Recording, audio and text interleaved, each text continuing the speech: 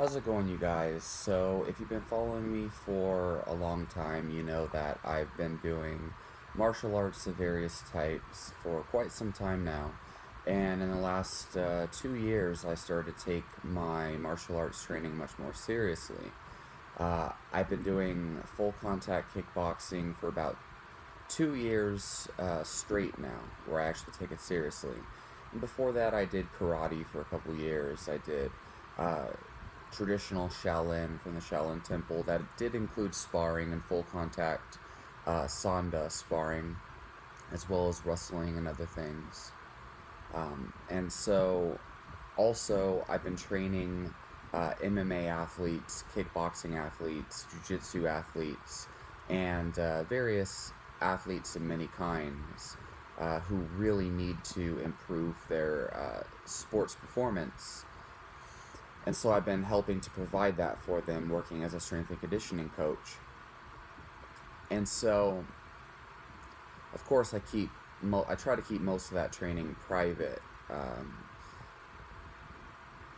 for various reasons.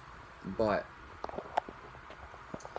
just now, about a week ago, I signed up for my very first fight. Okay, and so I've been mentioning it here and there, and a lot of people have been asking me for details about my fight. So first of all, I made an official post on my Instagram last week. You can find me on Instagram at Keto Conqueror. Okay, that's KetoKonqueror.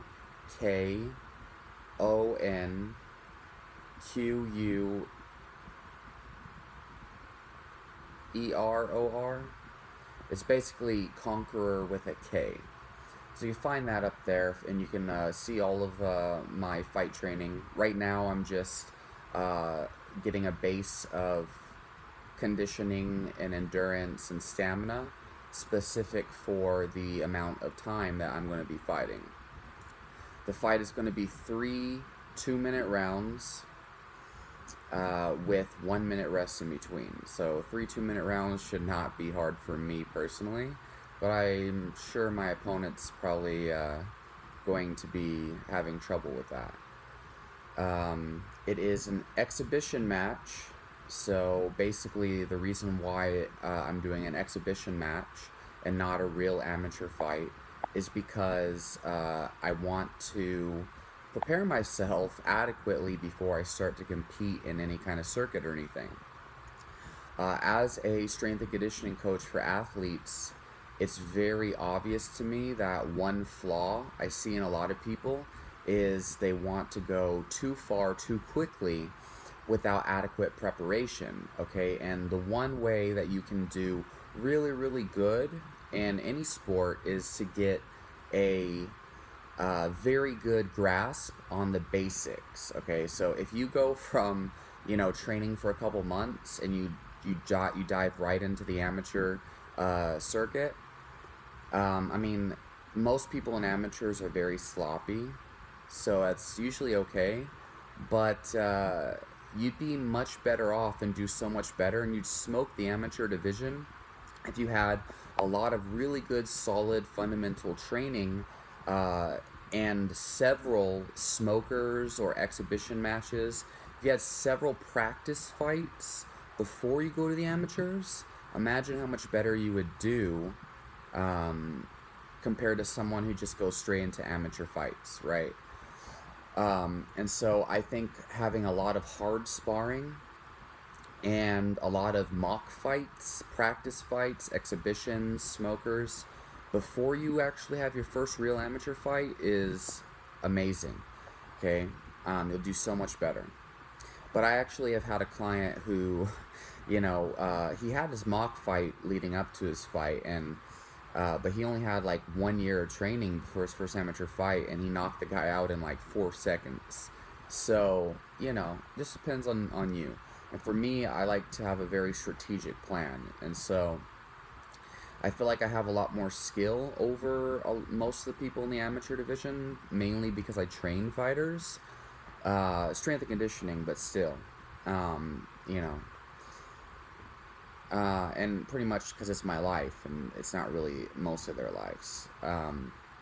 Anyway, so it's going to be at my, my current MMA gym, UFC gym, Brook Hollow, which is a great gym, especially for people who are just starting.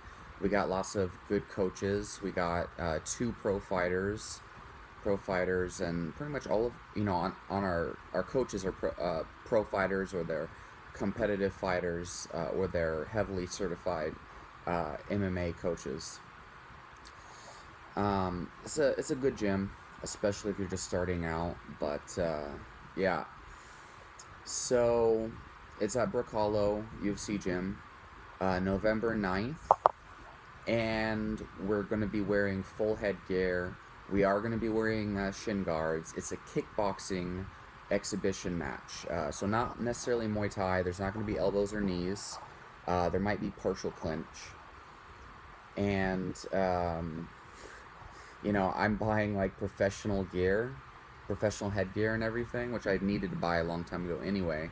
So pretty much I'm not going to feel I'm not going to feel too much. I might get a little concussed if my opponent has some confidence, but I'm not really going to be too scared of taking blows to the head with the headgear and the shin guards I'm buying. I don't feel a thing. So, gear, if gear is allowed, and usually in amateur fights and things like that, headgear and shin guard, or headgear is allowed in amateur fights. And so if you buy really top of the line headgear, like, and your opponent doesn't have top line headgear, it's going to make a huge difference, because every time you hit them, it's going to hurt them worse. Every time they hit you, it might not hurt nearly as bad. So, that's one thing I thought about. And so leading up to this fight, I'm eating a ketogenic diet. I'm actually eating an all-meat diet, I'm not going to lie. I'm sticking to traditional keto macros, just to really prove to myself that keto is fine for sports performance. I'm eating about my lean body mass in grams of protein per day, and I am eating the rest of my calories in fat. And I'm pretty much in a caloric deficit. I'm fat adapted as hell right now. I'm fasting for the first 5 hours of my day. Basically, I'm training in a fasted state where all I have is MCT oil and coffee in the morning. And so super keto, and I'm not cheating at all. No carbs at all. I'm even limiting my liver intake to keep the carbs low.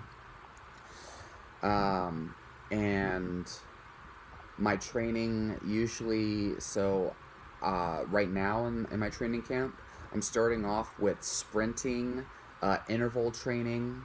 I'm doing weighted sprints for rounds. I am doing interval runs where I try to run for 3 minutes straight at a heavy pace, and then I allow myself 1 minute rest, and 3 minutes straight, and then 1 minute rest. And then other days I do interval runs where I do 30 seconds hard, 10-second jog, 30 seconds hard, 10 seconds jog.